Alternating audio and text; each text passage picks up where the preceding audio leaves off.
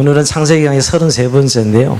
우리가 지난주가 너무 엄청난 사건을 다뤘죠. 이삭을 아브라함이 번제로 드리는 사건을 통해서 참 크게 두 가지 믿음의 삶이 무엇인가를 굉장히 실제적으로 보여준 사건이고요. 또 하나는 구속사적으로 이미 창세기 22장에 갈보리 산의 언덕에 십자가에 달리신 예수 그리스도가 나타나고 있다라는 그런 두 가지 중요한 측면을 배웠습니다. 혹시 아직 그런 개념들이 잘 느낌이 안 오면 우리 교회 홈피엠은 주일 설교는 늘 영상으로 올라가 있어요. 한번 들어보시면 또 전혀 새로운 설교 좀 들리실 거예요. 내가 아직 그런 거에 대한 아무런 생각이 22장 사건에 대해서 아직도 아무런 기억이 안 난다 그런 분들은 한번 다시 들어보세요. 꼭 부탁을 드리고요. 자, 오늘 이제 그 절정을 맞고 이제 어떻게 보면 아브라함의 마지막 부분인데요. 오늘 장면은 사라의 죽음을 간략하게 다루고 있고 오히려 많은 부분은 사라가 죽은 후에 매장지, 즉 묘시를 구입하는데 많은 부분을 상세하게 다루고 있어요. 좀 이상할 정도로.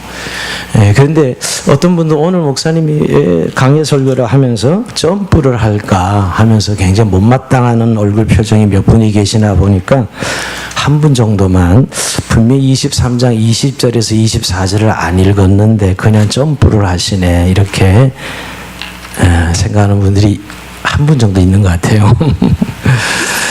그래서 설교 안 하진 않고 설명을 합니다. 읽진 않았지만 오늘 본문 들어가기 전에 왜 족보 이야기가 갑자기 나올까 하는데 이 족보는 여러분 나홀의 족보입니다. 나홀이 누구죠? 아브라함의 동생 나홀의 족보입니다. 아브라함의 동생 나홀이 아브라함과 형제지간이고요. 일찍 세상을 떠난 하란의 딸 밀가와 결혼을 합니다. 밀가는 롯과 남매지간이에요.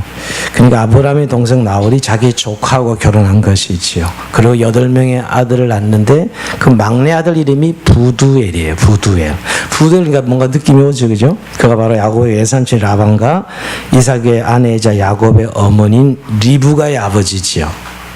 그러니까 이삭과 리브가도 오촌 당숙 조카지간이에요. 예전에 이렇게 오촌지간이 결혼하지요, 여러분. 근데 왜 뜬금없이 이렇게 나홀의 족보가 나오고 리브가가 등장할까요, 여러분? 성경은 어디 한 절도 이유 없이 기록한 데가 없어요. 왜 갑자기 족보가 나올까? 이건 지금 예고편이에요. 23장에 사라가 죽거든요. 사라가 열국의 어미로 죽어요. 그 사라를 이어서 다시 그 언약의 영성적 차원에서 리브가가 등장하거든요. 그러니까 리브가라는 인물의 족보를 알려주는 거예요. 나홀의 족보 같지만 이제 사라가 역사 저편을 넘어가면 등장하는 여인이 바로 리브가, 이삭의 아내 리브가가 등장하는 게 그런 의미에서 여호와 이레의 의미로 족보가 기록되고 있는 것이고요. 사라를 이어가 리브가를 준비한다는 차원에서 오늘 사라가 죽음 직전에 이렇게 리브가의 족보를 다루고 있다라는 것을 기억하시면 됩니다. 자, 오늘 본문으로 들어가세요, 여러분. 자, 리브가가 출현하고 이제 사라가 역사의 뒤로 사라지죠. 오늘 23장 1절에 보면 사라가 127세에 헤브론 땅 기럇 야르바에서 죽습니다. 사라가 127세를 살고 죽습니다. 그때 아브라함이 나이 몇 살이죠? 조금 공부하면서 137세예요. 10살 차이가 나고요. 근데 아브라함은 이때로부터 38년을 더 살다가 죽어요. 아브라함은 175세에 죽습니다. 175세. 굉장히 사라가 죽은 뒤 오래 살죠. 그리고 사라가 죽을 때 이삭의 나이가 37살이에요. 여러분, 우리가 이삭을 100세에 얻었으니까 아브라함 나이가 137세면 37세 때 사라가 죽습니다. 이삭이. 그리고 이삭이 3년 뒤인 40살에 40세에 리브가와 결혼을 해요. 결혼하고도 바로 아이를 야곱과 에서를 놓는 게 아니고 무려 60세 한갑 나이에 60세에 야곱과 에서를 이삭과 리브가가 낳는다고요. 제가 왜 이 얘기를 하면 아브라함이 이삭과 그러니까 무려 75년을 돈 거예요. 100세 아이를 낳는데 175세까지 이삭과 산다고요. 그리고 야곱과 그리고 60세에 이삭이 애를 놓는데 그 애와 15년을 야곱과 15년을 더 살아. 그러니까 아브라함 인물이 여러분 꽤 오래 사는 거예요. 손주가 태어나서 15년 더 산다고요. 그러니까 어떻게 보면 아브라함, 이삭, 야곱이 긴 시간 동안 한 시간과 한 공간 속에서 공유하면서 삽니다. 이건 굉장히 중요한 의미가 있어요. 하나님 아브라함을 부르시고 이 족장들의 믿음을 통해서 하나님이 이 구속사를 이루어 가신데, 항상 구약에는 아브라함과 이삭과 야곱의 하나님이에요. 아브라함과 이삭과 야곱의 하나님, 이 세 족장 이름에 같이 연결된 이유도 이들이 한 시대 한 공간을 서로 공유하면서 살아가는 거죠. 하나님의 언약을 서로 공유하는 이유이기도 해요. 그러면서 오늘 이삭의, 제가 아까 아브라함의 나이를 한번 살펴본 것입니다. 자, 그리고 이제 이 사라가 죽음 이후에 아브라함의 자세, 태도를 한번 볼까요? 반응을 볼까요? 2절에 보면 사라가 가나안 땅 헤브론과 기럇의 죽음에 아브라함이 들어가서 사라를 위해 슬퍼하며 애통하다가, 자, 슬퍼하며 애통하다, 이렇게 두 가지 단어로 이 아브라함의 슬픔을 표현하고 있습니다. 근데 여기 좀 살펴보니 여기에 굉장히 깊은 의미가 담겨져 있기 때문에, 여러분, 우리는 히브리어 성경을 좀, 우리가 히브리어를 직접 보진 못하지만 신학 훈련 받은 사람은 히브리어를 보면 슬퍼하며 애통이 두 가지 단어를 왜 썼을까? 하나는 리스포드라는 단어고요, 그리고 하나는 에리보코타라는 단어인데, 이게 같은 슬픔이긴 하지만 좀 내용은 달라요. 그러니까 오늘 처음에 슬퍼하다는 이 리스포드라는 단어는 그냥 슬픔이 아니라 가슴을 치며 쥐어뜯으며 통곡하는 것을 의미해요. 자, 아브라함이 자기 아내 사라가 죽었을 때 가슴을 쥐어뜯으며 통곡합니다. 여러분, 얼마나 사라를 사랑하는지 모릅니다. 물론 그의 오점은 있죠. 자기 아내를 두 번이나 누이라고 팔아먹은 전력은 있지만, 그것은 사랑하지 않아서가 아니라 자기 한 목숨 살고 사라도 구출하려 하는 그런 자구책이었어요. 사실은 믿음 없는 행위였지만 너무너무 아브라함은 사라를 사랑했어요. 그래서 오늘 가슴을 치며 쥐어뜯는 그런 슬픔을 표현하고 있습니다. 이런 부부가 살다가 배우자를 잃어버리는 게 가장 인생의 큰 스트레스라 그래요. 상담학자들이 그렇게 이야기하죠. 그 고통은 그냥 끝나지 않고 굉장히 오랫동안 진행된 것을 보게 됩니다. 그러니까 오늘 그 슬픔을 그대로 슬퍼하며라고 표현하고 있어요. 근데 여러분, 이 애통하다는 뜻은 그 단어 같이 슬픔이라는 의미는 있지만은 다른 의미예요. 스스로 감정을 차지하며 조용히 흘리는 눈물이라는 뜻이에요. 왜 이 창세기 기자는 이 슬픔의 애통의 뜻을 이렇게 두 가지 약간 대조되는 슬픔을 썼을까요? 그러니까 한쪽으로 극한 슬픔, 극단적 슬픔을 표현했는데, 한쪽은 꼭 자제하면서 조용히 참는 그런 조용히 흘리는 눈물의 의미거든요. 그런 슬픔을 표현하고 있어요. 자, 첫 번째, 여러분, 가슴을 치며 통곡하는 슬픔은 사랑하는 사람을 잃어버린 슬픔이죠. 그를 사랑했기에, 그를 존경하기에 그에 대한 감사의 눈물이에요. 그런데 두 번째 슬픔을 자제하는 눈물로 표현하는 것은 소망을 표현하는 슬픔이에요. 그러니까 그냥 이제 사라가 죽었다 해서 끝이 아니라 다시 만날 부활의 소망을 가지고 있기에 슬픔으로 소망으로 이어가는 그런 슬픔을 표현하고 있는 것이에요.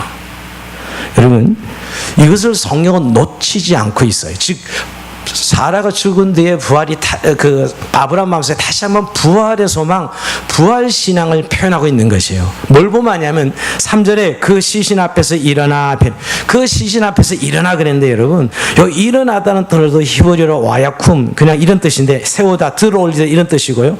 그 앞에 그 시신 앞에서라는 단어가 직역하면 이 얼굴 위에서 이런 뜻이 있어요. 얼굴 위에서, 이 파니말 이런 뜻인데, 얼굴 위에서. 그러니까 사라가 죽은 뒤에 얼굴 위에서 일어났다, 얼굴을 겹쳤다가 일어났다는 의미예요. 자, 이런 표현을 이제 많이 본 것 같은데, 구약에. 여러분, 엘리야가 사르밧 가브 집에서 죽은 아이를 살릴 때 보면 기도를 어떻게 하죠? 몸을 겹쳐서 그 얼굴에 얼굴을 대고 온몸을 겹쳤다 일어나죠. 이게 유대인들의 부활신앙을 의미해요. 유대인들이 가진 부활신앙. 유대인들은 바리새인들이 굉장히 강력한 부활신앙을 가지고 있었잖아요. 그러니까 죽은 이를 살릴 때 그의 포개지듯 엎드렸다가 죽은 자의 얼굴 위에서 일어나는 의식이에요. 이게 의식. 그러니까 아브라함도 사라가 죽었을 때 그런 의식을 행했다는 거예요. 히브리어 원어로 보면 그래요. 여러분, 근데 이게 구약에만 일어나가요? 아니에요. 우리 여기서 사도행전 살펴보고 있는데, 여러분, 사도바에서 설교하다가 유두가 졸다가 떨어져 죽습니다. 오늘도 졸면 죽어요. 영어는요. 졸지 마세요. 졸다가 떨어져 죽습니다. 그럴 때 유두를 기도할 때 보면 바울이 그렇게 돼요. 그의 몸에 얼굴을 대고 일어나는 거예요. 그게 뭐냐면 부활의식을 의미해요. 유대인들이 가진 부활의식을 말하는 거예요. 그러니까 히브리 사람들은 죽은 자의 얼굴에 산 자의 얼굴에 포개졌다가 일어나는 것은 죽었다가 살아나는 부활을 상징하는 것이죠. 그래서 오늘 아브라함이 사라의 얼굴에 자신의 얼굴을 포겼다가 일어나는 것입니다. 결국 여러분 아브라함이 아까 슬픔이 두 가지였던 이유는 부활을 믿었다는 거예요.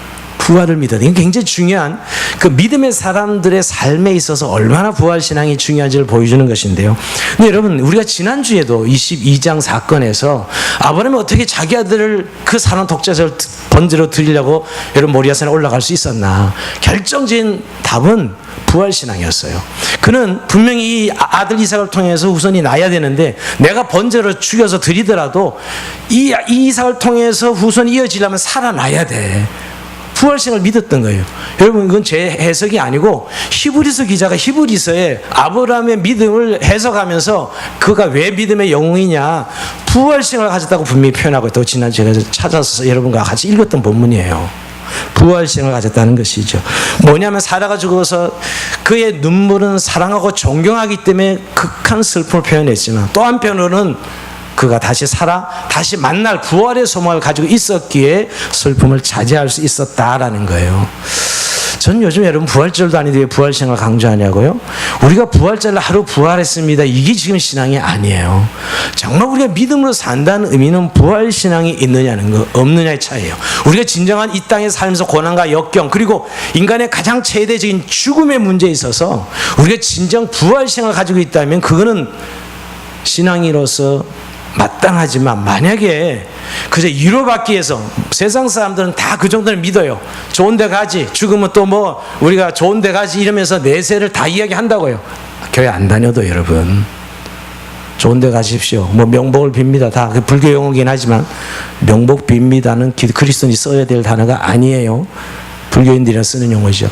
근데 여러분 뭐 다 좋은 데 가는 거 이야기하는 거예요. 그건 그냥 위로하기 위한 내세에 대한 이야기죠. 그러나 진정한 내세를 믿는 사람은 부활신앙이 있을 때 내세가 있는 거예요. 오늘 이 아브라함의 삶을 통해 다시 한번 성경은 그가 부활 소망을 가지고 있었기에 사라의 죽음에 이런 태도 이런 반응을 하고 있다라고 성경은 말하고 있는 것이죠. 여러분 정말 우리가 예수 믿는 의미가 부활신앙으로 진정한 내세가 우리의 것이 된다는 사실을 믿고 살아가고 있는지요. 그렇다면 죽음에 대한 태도를 보면 알 수 있어요. 정말 우리는 죽음을 어떻게 대하고 있는가. 정말 가까워 사랑하는 사람들의 죽음을 보면서 말이에요. 바울은 거기서 이렇게 얘기합니다. 데살로니가전서 4장 13절 우리 같이 한번 읽어봅니다. 시작. 형제들아 자는 자들에 관하여 너희가 알지 못함을 우리가 원치 아니하노니 소망 없는 다른 이와 같이 슬퍼하지 않게 하려 함이라. 바울이는 그 당시에도 죽음이 끝이야. 이게 보통 세상 사람들의 삶의 세계관 아니에요. 근데 자는 자들에 관하여 이렇게 형제다 자는 자들에 관하여 너희가 알지 못함을 우리가 원치 아니고 강조법이 두 번 부정함으로 아주 강조하는 용법이죠. 다른 소망 없는 자들처럼 그렇게 슬퍼하지 않게 하려고 한다. 여러분 성경은 성도의 죽음을 너무 귀하고 존귀하게 봅니다. 시편 116편 15절 그거예요. 더 나아가서 요한계시록에는 성도의 죽음을 복이다 이렇게 표현하고 있어요. 그건 한번 읽어볼까요? 요한계시록 14장 13절 시작. 또 내가 들으니 하늘에서 음성이 나서 이르되 기록하라. 지금 이후로 주 안에서 죽은 자들은 복이 있도다 하시매 성령이 이르시되 그러하다. 그들의 수고를 그치고 시리니 이는 그들의 행한 일이 따름이라 하시더라. 아멘. 여러분 결국 오늘 성경 죽음이 복이다라고 표현할 텐데 이거 얼마나 큰 역설이에요 여러분. 우리가 이렇게 두려워하고 무서워하는 죽음이 복이다라고 성경이 이야기합니다. 여러분 죽음은 끝이 아니라 영원히 주님과 사는 삶의 연결고리일 뿐입니다. 우리에게는. 그래서 예수님도 죽은 자를 잔다 그랬어요. 소녀가 잔다 그러죠. 예수님이 죽었다 그러지 않아요. 육체는 자는 것처럼 보이고 그 영혼은 살아있기 때문이죠. 그래서 여러분 우리가 사랑하는 부모님, 배우자 또 자녀들의 죽음 앞에 슬퍼하는 것은 너무나 자연스럽습니다. 그런데 그 슬픔은 그에 대한 존경과 사랑과 감사의 표시지 진짜 소망 없는 자들처럼 이제 끝이니까 우는 눈물이 아니라는 거예요. 다시 볼 수 없어 흘리는 눈물이 아니라는 것입니다. 잠시 헤어지는 것이죠.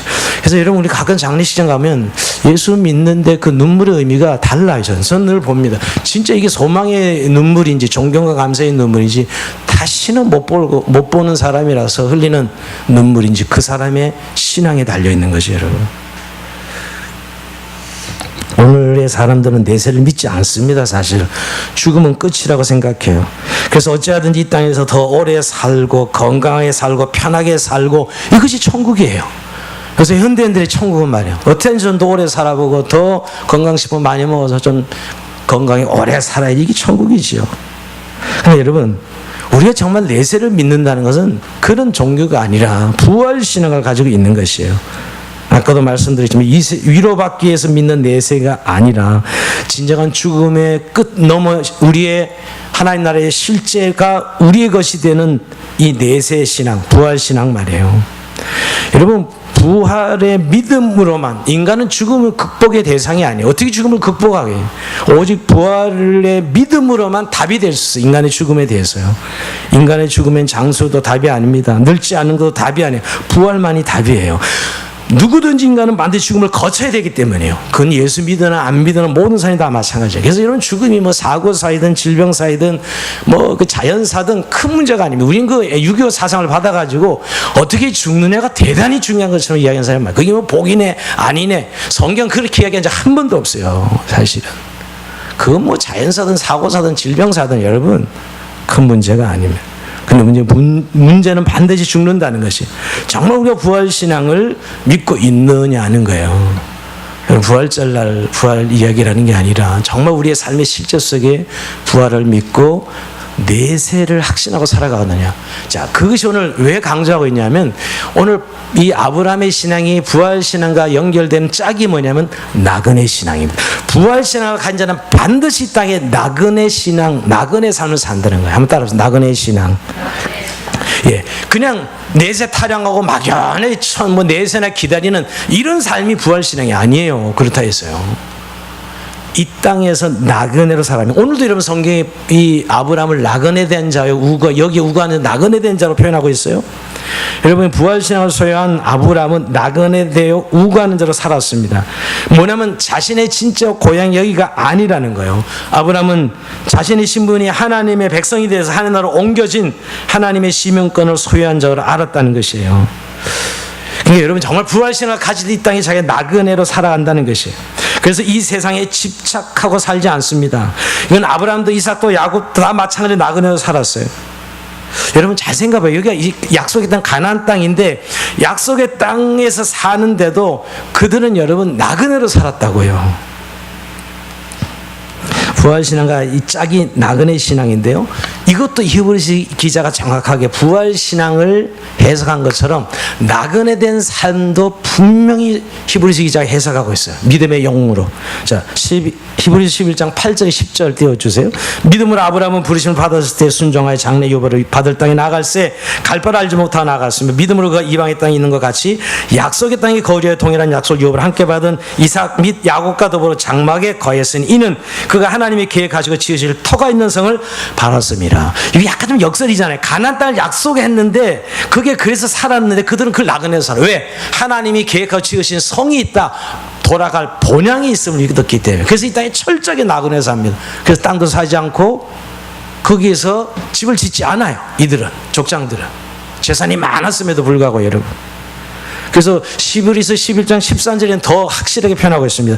이 사람들은 다 믿음을 따라 죽었으며 약속을 받지 못하였으되 그들을 멀리서 보고 환영하며 또 땅에서는 외국인과 나그네임을 증언하였으니 그들이 같이 말하는 것은 자기들의 본향 찾는 자임을 나타냅니다. 그들이 나은 바 본향을 생각하기 때문에 돌아갈 기회가 있었으려니와 그들이 이제는 더 나은 본향을 사모하니 곧 하늘에 있는 것이라. 이러므로 하나님이 그들의 하나님을 그런 바튼을 부끄러워하지 아니하고 그들을 위하여 한 성을 예비하셨느니라. 여러분 이거 굉장히 좀 자세하게 잘 그냥 지나가면 뭔 말인지 몰라요. 그들이 가나안 땅을 약속을 받았는데 실제 그 땅이 그들의 살 땅으로 여기지 않았다는 거예요. 하나님 계획에서 본향, 돌아갈 본향, 하나님의 성, 더 나은 본향이라고 표현하고 있어요. 그럼 가나안 땅이 원래 그들의 고향은 여러분 갈 때 우르잖아요, 여러분.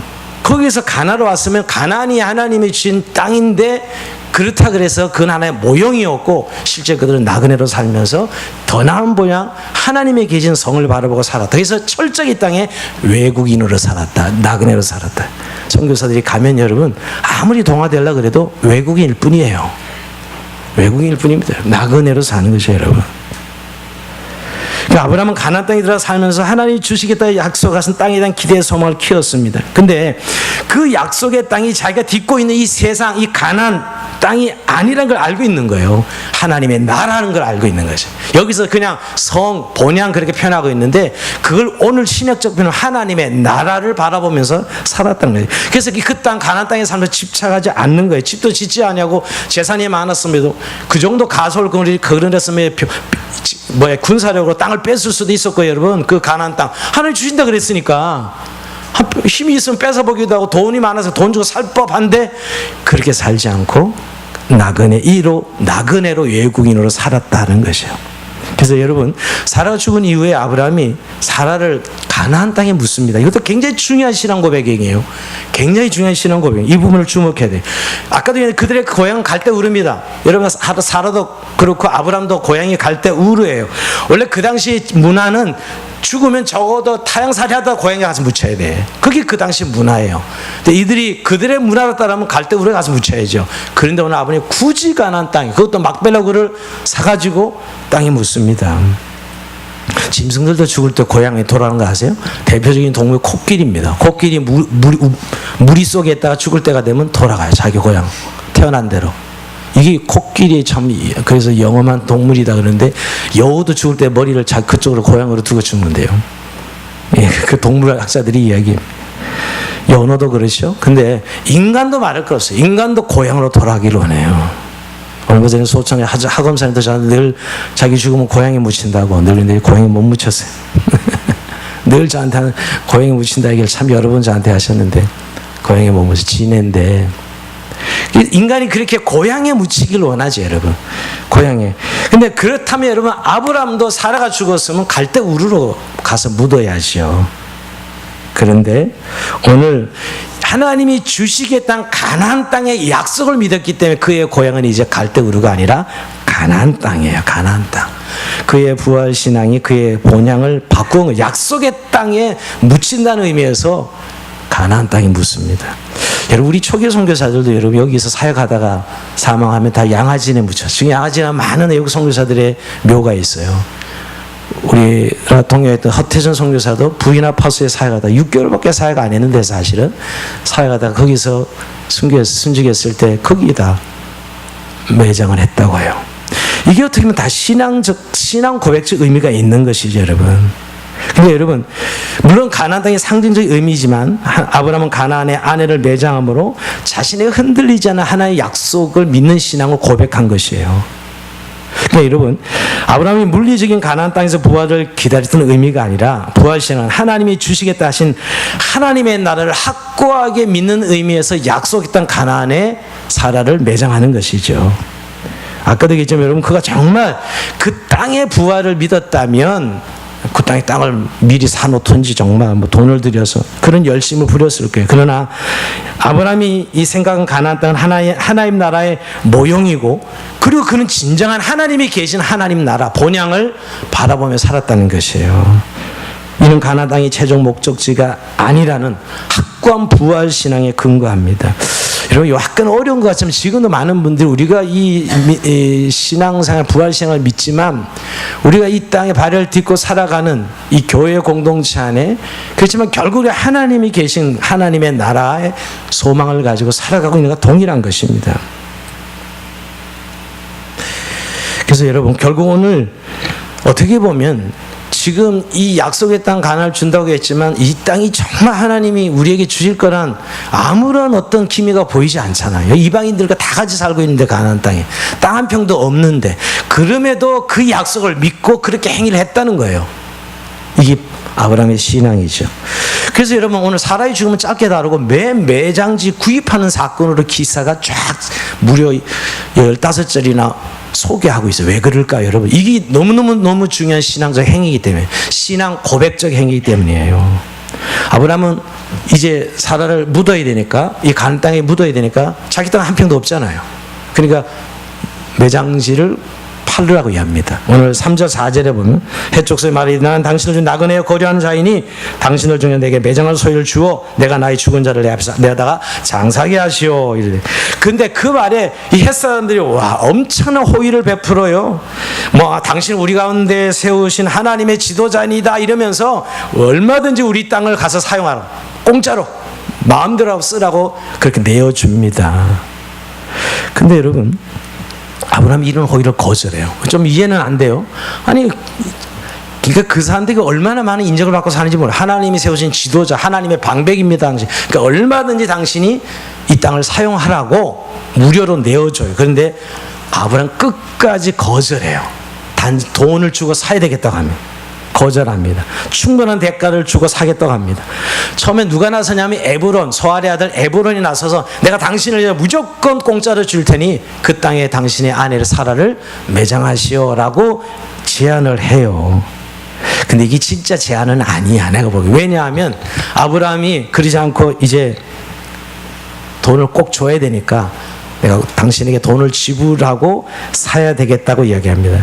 오늘 이 12절 13절 볼까요? 아브라함이 이에 그 땅의 백성에게 몸을 굽히고 그 땅의 백성이 듣는 데서 에브론에게 말하이래 당신이 합당히 여기면 청각은 내 말을 들으시오. 내가 그 밥값을 당신에게 주리니 당신 내게서 받으시오. 내가 나의 죽은 자를 거기 장사하게. 반드시 난 돈을 주고 사야 되겠다. 끝까지 고집해 아브라함이. 이 공짜 주겠다고 하는데 그런데 덥석 여러분 그 말을 받은 에브론이 15절에 뭐라 그러죠? 내 주여 내 말을 들으소서 땅값은 은 400세겔이나 그것이 나와 당신 사이에 무슨 문제가 되리까? 당신의 죽은 자를 장사하소서. 아주 이 사기치는 놈이에요 이놈이. 여러분 공짜로 주겠다 그러다 갑자기 돈 주겠다니 끝까지 거절하다가 끝까지 거절하면 공짜로 줘야지. 그런데 400세겔을 불러. 이건 아브라함이 부른 금액이 아니에요. 에브론이 부른 금액이요. 근데 은 400세겔이면 어마어마한 돈이에요, 여러분. 작은 돈이 아닌 거예요. 이거 완전 바가지인데 이런 바가지가 없습니다. 여러분 에레미야가 밭을 살 때 지불했던 돈이 17세겔밖에 되지 않아요. 다윗이 타작마당을 구입할 때 은 50세겔로 타작마당을 삽니다. 사마리아 전체 온 땅을 이 오므리가 구입할 때도 은 6,000세겔밖에 안 돼. 그러니까 여러분 이 은 400세겔이 지금은 얼마 정도 될까요? 이게 계산이 은이기 때문에 지금 계산이 어마어마한 땅값이에요. 완전 바가지 씌운 거예요.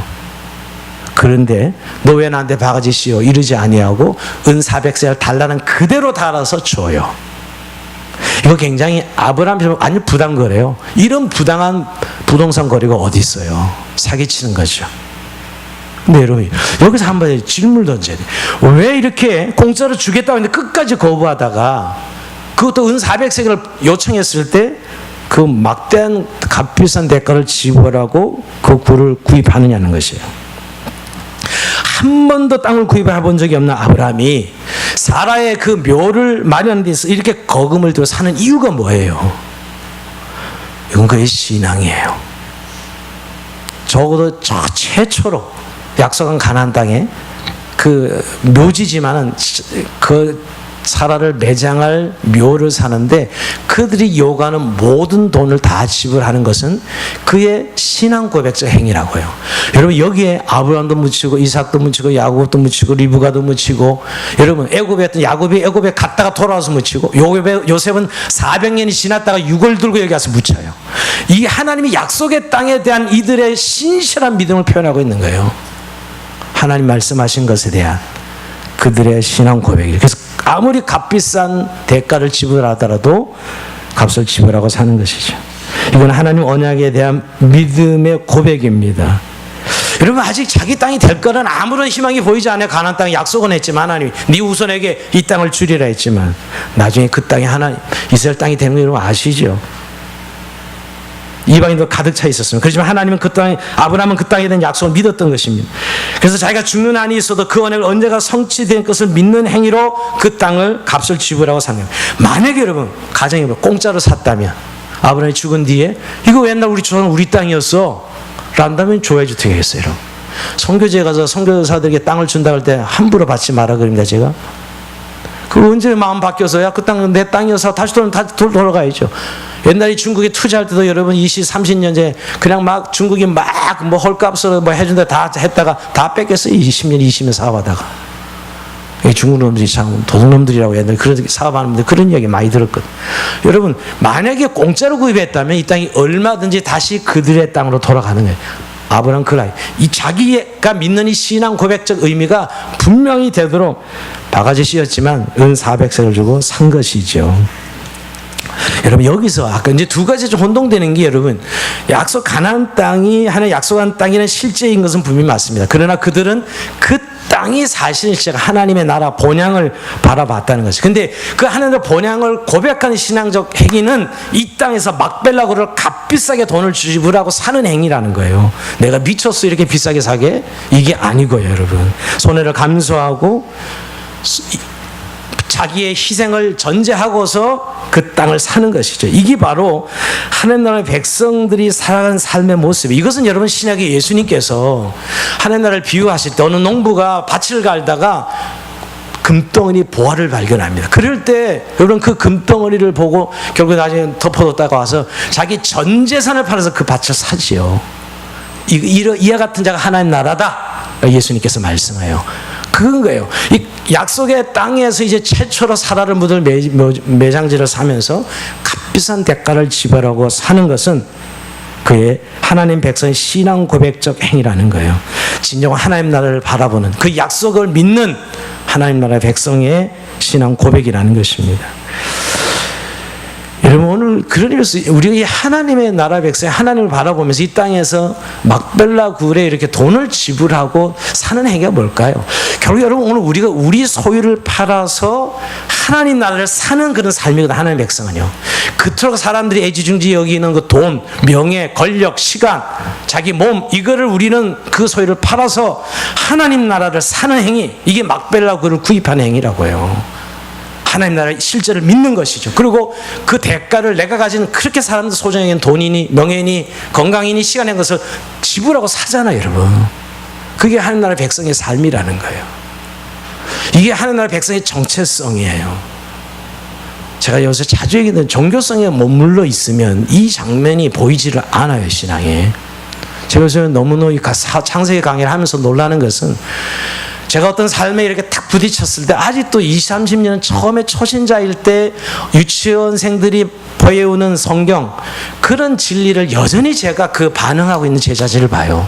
아주 종교성이죠. 이렇게 성경을 잘 알고 공부하고 알면서도 말이에요, 정말 하나님 나라 백성으로서 삶의 가치, 하나님의 백성으로 우리가 믿는 언약 때문에 정말 자기의 소유를 팔아서 하나님 나라 사는 행위, 이것이 실제가 되지 못하고 이건 그냥 하나의 그냥 신학적인 논지고 여전히 내 삶의 일부분은 그냥 종교성에 머물러 있다는 것이에요. 여러분, 근데 이 하나님 나라 얘기하면 나면 아직도 굉장히 막연한 생각을 하는 분들이, 야, 하나님 나라의 실제가 어디예요? 교회죠, 여러분. 교회 공동체죠. 그 하나님 나라를 보여주는, 하나님 나라가 곧 교회는 아니지만, 여러분, 예전에 하나님 나라의 모습을 훈련하고 배우고 연습하고 하는 것이 교회죠. 여러분이 어떻게 삶을 마무리해요? 교회에서 살다가 교회에서 죽는 거예요. 결국 교회 공동체에서 마지막 마무리라고 하나님 나라로 옮겨가는 거죠, 여러분. 그만큼 교회가 우리에게는 하나님 나라의 연습장으로 실제로서 주어진 것이라는 거예요.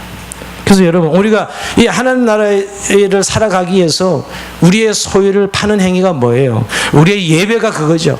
우리의 헌금이 그것이, 우리의 구제가 그렇고, 우리의 희생, 섬김이 다 사실은 자기의 소유를 팔아서 하나님 나라를 소유하는 행위예요.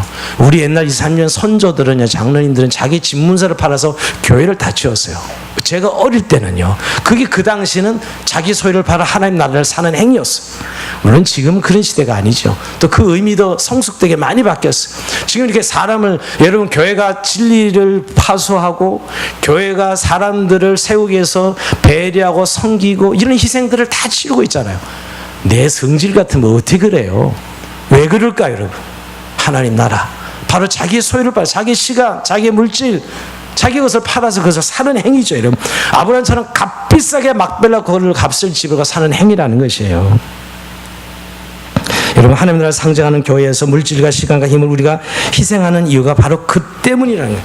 진리를 파수하고 진리를 지키고 사람들을 세우고, 그래야 다음 세대가 또 이어지고. 여러분, 우리가 2000년 그냥 교회가 이어져 온 것 같지만, 이런 자기 소유를 팔아서 하나님 나라를 산 사람들 때문에 2000년 동안 교회가 이어져 온 거예요. 저와 여러분에게 복음이 들려진 거예요. 이게 그냥 공짜로 온 것이 아니고요.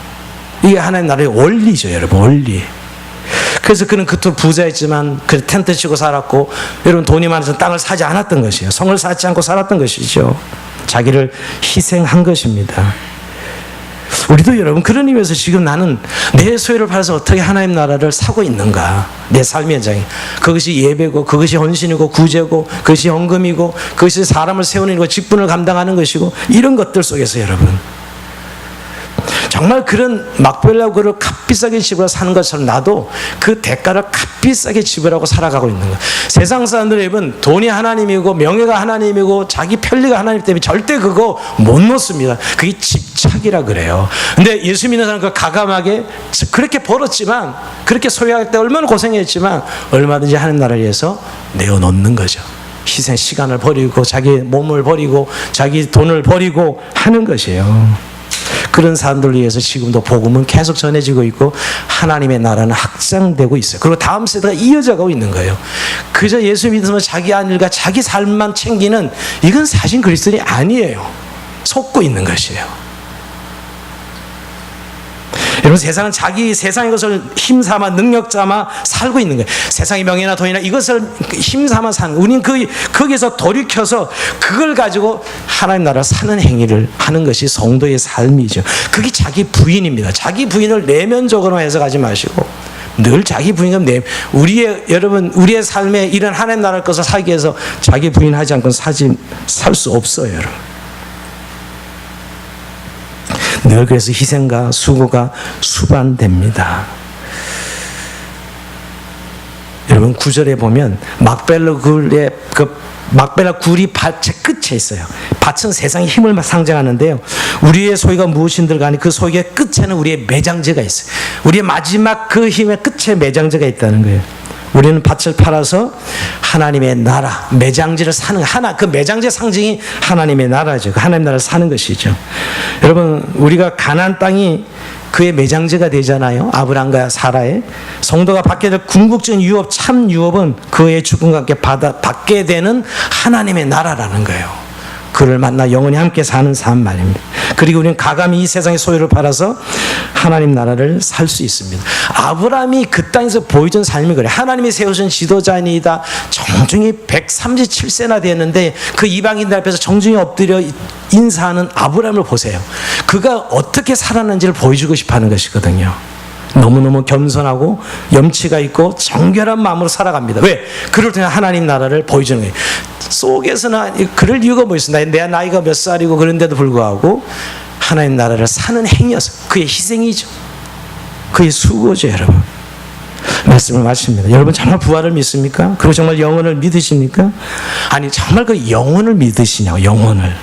여러분 이제 한시는 이 세상에 우리가 제한된 힘을 가지고 제한된 시간을 살다가 이제 결국은 죽게 될 육신의 몸에 여기에 관심에 머물러 있어 살아가면 안 돼요. 그 영혼을 우리가 정말 챙겨야 되는 거야. 요즘 맨 다이어트, 돈 어떻게 버는지, 예뻐지는 거, 이런 것이 이 세상의 모든 주 관심사입니다. 근데 정말 우리의 관심은, 물론 우리도 그 안에서 열심히 살아야 되죠. 그걸 무시하자는 이야기가 아니에요. 그러나 여러분 정말 우리의 관심이 영혼에 있느냐, 영원 하나님 나라를 정말 알고 배우고 있느냐는 거예요. 어찌하면 이 땅은 잘 먹고 잘 살아야 된다는 세상의 힘을 믿고 세상의 힘을 추구하는 삶의 방식으로 살아가고 있는데, 우리는 가감히 그것을 파는 삶에, 가감한 삶의 혁신, 혁명의 삶을 살아가고 있어야 된다는 것입니다. 그런 생각을 해보면, 여러분 자동차 좋아하는 사람들은 아주 고급차 사가지고 끌고 다니면 너무너무 좋아하더라고요. 참 활력이 되겠죠. 근데 여러분 아무리 자동차가 좋아도 자기 두 다리랑 바꾸는 사람은 없을 거예요. 그죠? 자기 두 다리가 있을 때 좋은 자동차가 있는 거지. 제가 왜 이 얘기를 드리냐면, 우리의 정말 영혼과 생명의 성장과 우리의 생명의 풍성함이 없이 이 세상 것을 추구하는 그 의미가 무엇이겠냐는 것이에요. 두 다리와 자동차를 바꾸는 바보와 다름없는 것이죠. 우리가 진정으로 영원한 하나님의 나라에 관심을 가지고 있다면 나그네 된 자로, 부활신앙으로. 여러분 세상은 지금 자기가 어디로 가고 있는지, 아니 죽으면 끝이라고 생각하는 사람들이 대부분인 것 같고요. 어디로 가는지 알지 못합니다. 그래서 여러분 우리가 가진 정말 세상에서 너무너무 귀하게 있는 이것들을 우리는 정말 가감하게 하나님 나라에 있어서 이해해서 팔고 아브라함이 막벨라구를 산 것처럼 하나님이 약속하신 그 언약 하나님의 나라를 진정으로 소망하고 살아가고 있다면 좀 더 우리는 가감하게 우리의 삶을 버리고 살아갈 수 있다는 거예요. 정말 우리의 삶이 왜 변화되지 않을까? 늘 초신자 신앙의 그 틀, 교회가 정해주는 틀 이해는 절대 변하지 않으려 하는 우리의 삶의 이 구조들이 어디서 나오느냐 하면 결국 하나님 나라를 진정으로 바라보고 있지 않는 데서, 정말 하나님 나라를 바라보는 자, 이 땅에 나그네된 자로 우리 이 세상 것을 하나씩 팔아가면서 이 세상 것을 처분하면서 주님의 것을 생명을 살고 영혼을 살찌우는, 영혼의 하나님 부유함을 누리는 그런 삶을 살게 될 것입니다. 오늘 이런 은혜를 누리는 저 여러분 삶이 되길 주의 이름으로 축원드립니다. 자, 우리 찬송합시다. 찬송가 490장